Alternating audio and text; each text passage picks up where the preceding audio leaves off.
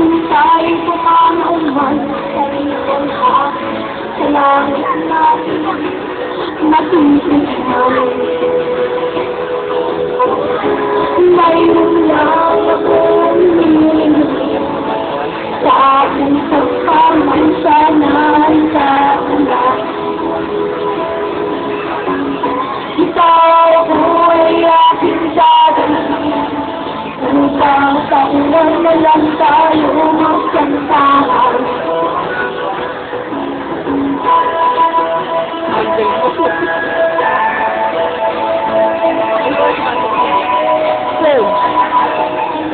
Pinapunta lang sila dito para manood.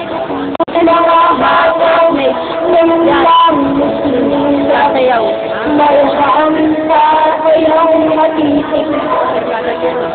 Flatmate. May mga kumuha pa kaya silang may mga ilog pa. Sabi lang nila. Sabi, kambal. Laging di makita ay bawat silatan. Hindi nga masama ang pagbulan kung hindi nakakasira ng kaligasan.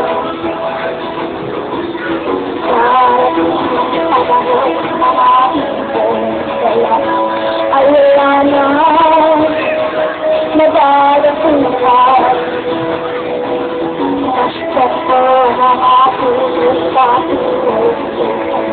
Ngayon na mamatay dahil sa ating kalokohan. Lahat ng bagay na nalasampa, inayak na ipagkasam, lumikay wala pa. Silatan natin at huwag nang sila. Kapag sa kanyang linawi tayo mawawala na. Mayroon lang akong hinihingi sa aking pagsama sana ang sakasakyan. Gitara ay aking dadalhin upang sa ulat na tayo magsalita.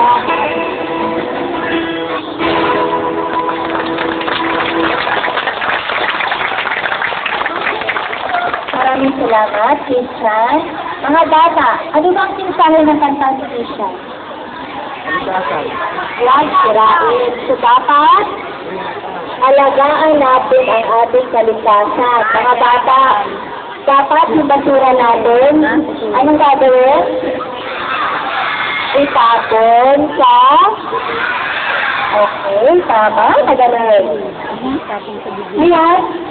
Sinagatutan naman sa atin ang ating pinagtututagang unang guro, si Binibining Anilida G. Adra, ang kanyang mensahe ukol sa selebrasyon sa buwan ng Misa. Palakpakan po natin.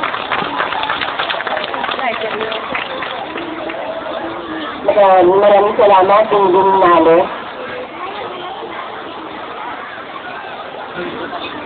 Sa mga magulang na naririto ngayon, natutuwa ako at nakita ko naman kayo at nakita ko rin kung sino ang very supportive, no, sa mga anak nila, masipag at naniniwala sa programang ito.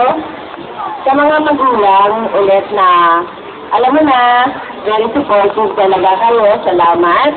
Sa mga guro at sa mga bata, nandito ngayon, magandang umaga sa inyong lahat. Pasensya kayo sa boses ko kasi hindi pa ako magaling. Nasimula ito last week, nung pumunta ako sa Manunyo, alam niyo na, ganun talaga, pagbago ang bahay, dahil maligod hindi ka nakaka-adjust. So, 2 araw ako doon. Alright. Nasimula ako ngayong umaga, hindi na ko namukha ng mga magulang, hindi yung mga bata. Sila ang mas excited at natutuwa, nakikita nila yung mga anak nila na mas gaganda at gagwapo. Alam niyo yung pagpunta lang sa bilihan ng mga damit na yan, napakalaking risk ko na, no, yung risk. Alam niyo naman yan, maraming hudaapan sa mga booth, sa mga jeep, no? Punta-punta pa kayo kung saan-saan, pinili niyo mga gamit na yan, pinagasusan mo. Maraming salamat talaga. Yung dito, araw-araw, nagabantay kayo at naghahatid sa inyong mga anak. Malaking bagay po yan. At ito mga anak ninyo, dahil nandiyan kayo, malayo ang mararating. Malaki talaga ang nagagawa ng support